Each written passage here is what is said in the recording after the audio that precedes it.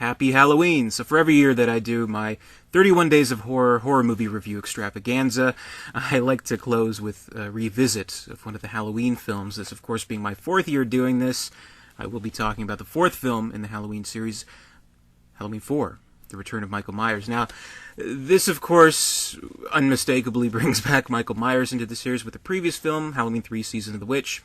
They ditched the Michael Myers storyline and they attempted to bring an anthology element into the series, which I think was a good idea. And the thing is, if it had been a better movie than Season of the Witch was, you would never know how they could have executed that. They could have really done something successful. But oh well, let's bring Michael Myers back. And really, I mean, you got to appreciate it at the time. This is 1988. This is a time when horror is at its peak with franchises. I mean, we have so many. We have Jason, we have Freddy Krueger, we've the second Hellraiser film coming. Even the first Chucky had been released in 88. Countless other series and horror slashers that kind of came about. And you would think that this genre, that the first Halloween film, the Carpenter film, so closely defined, you would think that it wouldn't be kind of held back the way that it was. So I would understand if there's like kind of a panic to get this iconic horror slasher character, Michael Myers, back into the picture. So I do credit Mustafa Akkad, who kind of was like, hey, Michael Myers, this is our bread and butter. Can we kind of bring him back somehow? So I do appreciate that, and kind of having the general franchise sense, the business sense of things, to give the people what they want, which people don't want to see robots and killer masks. They do want to see Michael Myers. So Michael Myers is returning, no doubt. And I would say I'm of two minds about this movie. I do appreciate what it's trying to do. This is trying to revive the series. This is a Halloween series on CPR, basically. And it makes every attempt to replicate, in many ways, the first story from Carpenter and give it its own new thing, give it its own new characters, and try to be something on its own, which I do appreciate. Maybe not so much the general execution of the movie, which at times can be a little silly, a little cheap at times, and there are a lot of things that I dislike about the movie, no doubt. Some of the main things I can forgive quite easily. Like, I mean, of course, one thing that's so easy to knock about this movie is that, okay, hey, at the end of Halloween 2, we have Dr. Loomis and Donald Pleasance. He blows up Michael Myers in that hospital. Huge explosion, engulfs them. No way they can survive that, right? Well, okay, he just has a few burns here and there, and Michael Myers is still alive, but he's catatonic. Okay, fine. Michael Myers comes back to life, and he conveniently kills a mechanic and takes his jumpsuit that looks exactly like his jumpsuit from the first movie.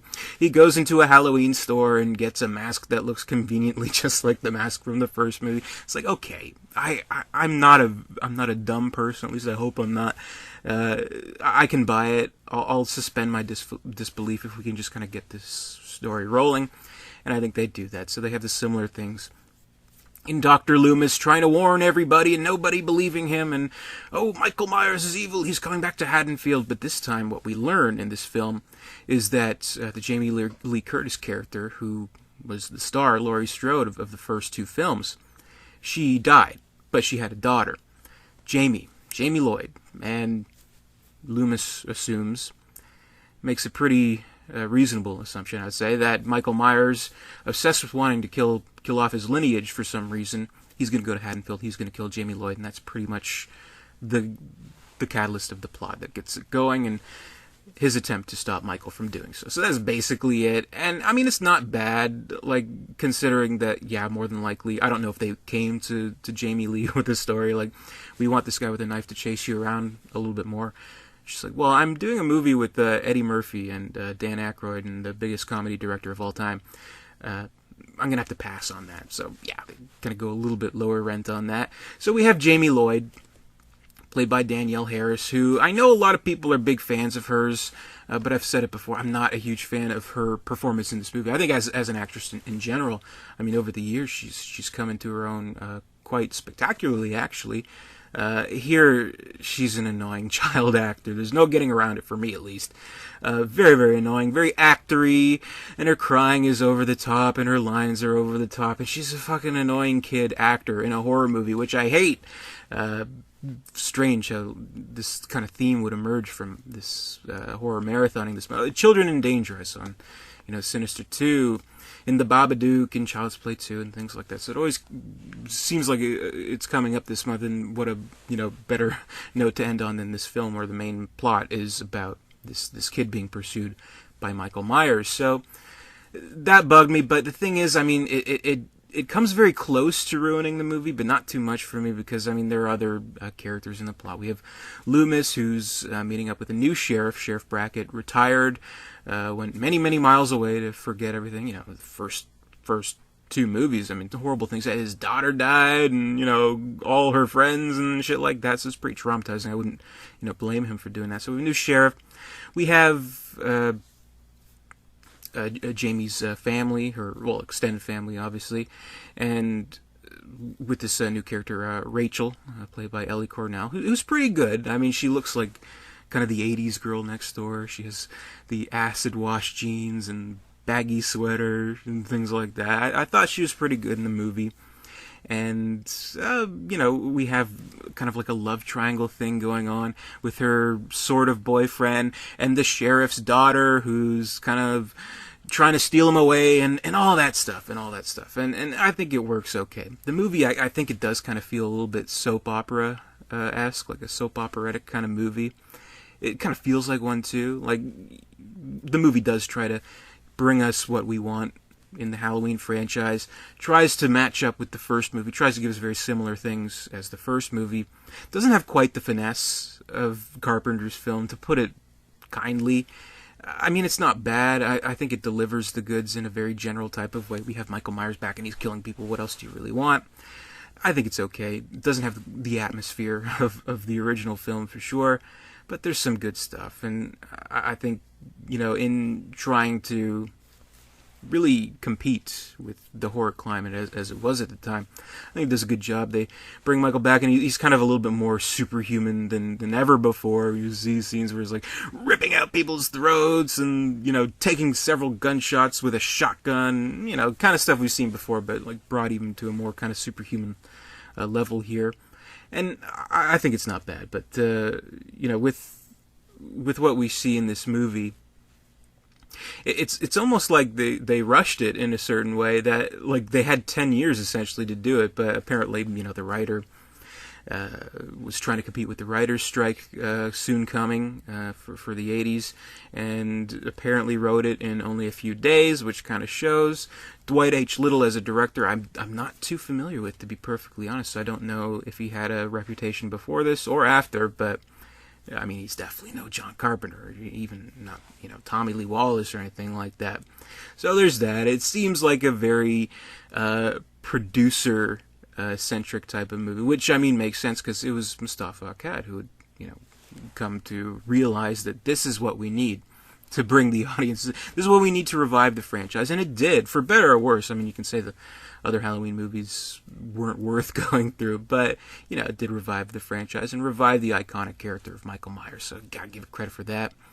Has decent enough scenes of Michael stalking and killing people, like what he does. I don't know, he throws this electric company worker into a grid of wires and things like that. And maybe where the movie doesn't quite deliver is, kind of on the titillation of these types of movies. How we always look, I don't know, whatever it is about horror, we see people get killed, we see people have sex, that's just kind of how it is. We do have a sex scene in the film, well, semi-sex scene, with the boyfriend and the sheriff's daughter. They're down by the fire, and it's this again, like a soft lit soap operatic looking scene, and she has the frilly thong on and the bra, and they cut the camera angle in such a way that we don't see the breasts. So it's like, I don't know, like, was that kind of an intentional thing? It's like, these are horror movies, they're gonna show titties or something, like, where are the titties in this one? And like, I don't know if it was really a conscious thing of the movie, but it kind of, I don't know, shocks me that they wouldn't do that. Like they'd have the suggestion of it, but they wouldn't do that. So you wonder, are they trying to rise above the horror cliches at the time? Well, no, on all those Jason movies, they have the girls with topless and la la. But we're better than that. We're a classier horror movie than that. Well, it's like, okay, the original Halloween had titties, and it was regarded as a horror classic. So I mean, what's going on here? Maybe the actress at the last minute, her representation came and said, hey, we have a no nudity clause and you're going to have to stick to it. They're like, oh shit, well, what can we do? I really don't know. And I'm not, being a smartass or anything. I legitimately want to know why they didn't do it. Like, whatever, who cares in the long run? But it just seems strange to me that they go so far to have this sex scene, have the suggestion of nudity, but no actual nudity. I mean, you kind of expect those things in these types of movies, but whatever. I mean, who cares? But overall, I mean, with the general atmosphere of the movie, I think it gets it done in a very general sense of things. I think the main purpose of the movie is fulfilled just by existing alone, essentially. I mean, it delivers kind of the bare minimum of what we may have been waiting for, and it was interesting. I mean, you got to think. Technically, this is the fourth movie, but technically, this is only the second time that Michael Myers has returned, because the first and second movie are really kind of one big movie, obviously, and the third movie had no relation. So this is the second time Michael Myers would return 10 years later. So it's a 10-year anniversary from the first film. We have all these characters coming together. We have their little dramas that are kind of pushed aside because this evil force is coming to get them and all that kind of stuff. And I think it works in a general way, but its execution is a little cheesy. I don't know. It just doesn't feel like the best possible version of the movie. Like, maybe if they did polish the script a little bit, if they didn't have the writer's strike looming, maybe then it would have been better. It's hard to say. It really is. But I don't know. It's not a movie I'm like overly enthusiastic about, but there's good parts in it. We have the car chase scene at the end, which is really good. Michael Myers chasing them throughout the house and all that stuff, and Rachel and Jamie are running hand in hand. And one of the funniest parts of the movie to me is like when Rachel is shouting down the stairs. She's like, "Leave us alone!" It's like, why didn't I think of that? Okay, I'll leave them alone.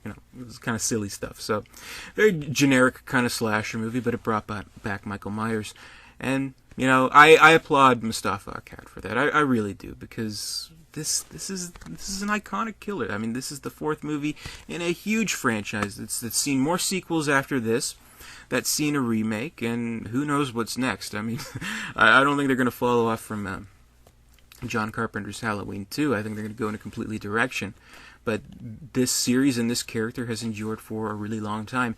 And to think that potentially we could have lost that with the third film, it's a disconcerting thought. It's something that, as good as like the potential Halloween anthology kind of thing that they kind of presented, offered, made an attempt at with the third movie, it just wouldn't have been as satisfying to see Michael Myers come back and things like that. So I don't know. I have a soft spot for a movie in that sense. Flaws and all, I think it's welcome in any Halloween marathon. So I guess there's not too much else to say other than that. The movies that would follow, varying in quality. Halloween 5 isn't exactly my favorite, but that's a story for another time. That'll be my review for Halloween 4 this year. So hardly enthusiastic about the movie, but I think it's okay. It's fine. So what do you think of Halloween 4? Comment below. Let me know. Hope you enjoyed my Halloween 31 Days of Horror extravaganza with all these horror movie reviews. It's been a lot of fun this month, revisiting classics, seeing new movies for the first time, and everything in between. And I wish you guys a happy Halloween. So thanks for watching. Be sure to comment, rate, subscribe, all that good stuff. Visit Derek237.com. And until next time, I'll see you later. And stay scared.